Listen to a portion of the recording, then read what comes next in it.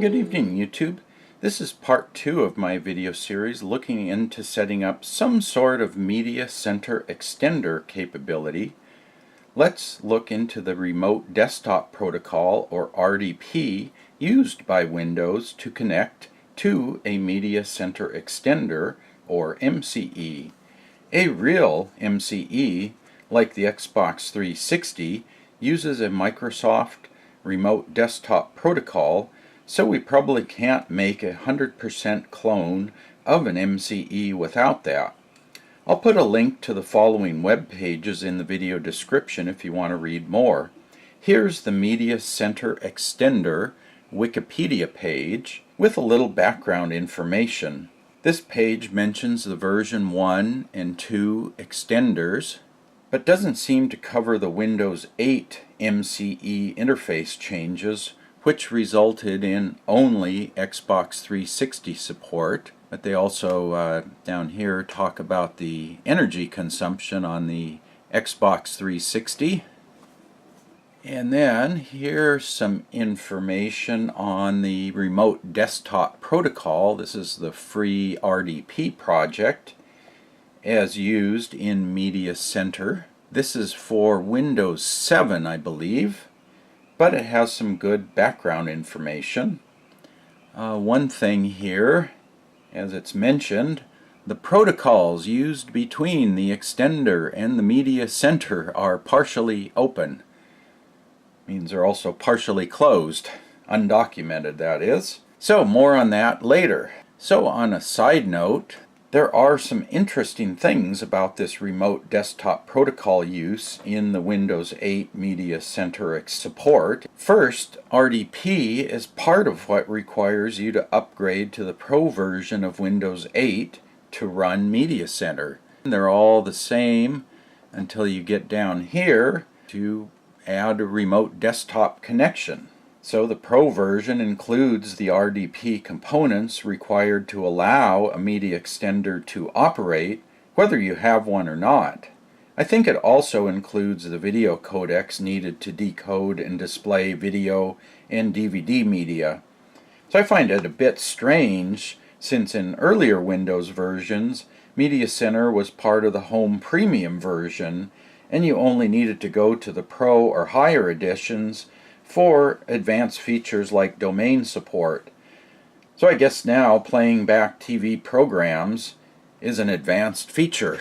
So here I've got a remote desktop connection to a PC in the other room here. You can probably see up at the top, that's your remote desktop little icon bar there, menu bar. So I have Media Player, Windows Media Player, and these are some TV programs I recorded with Media Center. Here we've got a program here, so it's playing back, and this is going over 2 network hops. The server with the files are in this room. It's going across the network to the other room where this PC is, and then I'm doing a remote desktop connection back here. And then here, let's try a live TV source. Takes a little bit of time to connect up, but once it buffers up some of the signal, it plays back just fine. This is live TV coming from the same tuner that I use in Media Center, so that works fine. So let's try Windows Media Center. So this is Windows Media Center over a remote desktop connection. It's a little better. So yeah, you know, the user interface works. Here I've got my library, picture library, music, movies, TV. Let's try to do that same. I think it was this one. And, oops, can't play video from a remote desktop connection. So let me get this straight. I need remote desktop protocol to run a Media Center extender, but I can't use RDP to run Media Center remotely. What's up with that? So it looks like RDP is used for the basic user interface, and all of that works, but the video playback must use a different interface and is specifically blocked unless you have an official media center extender.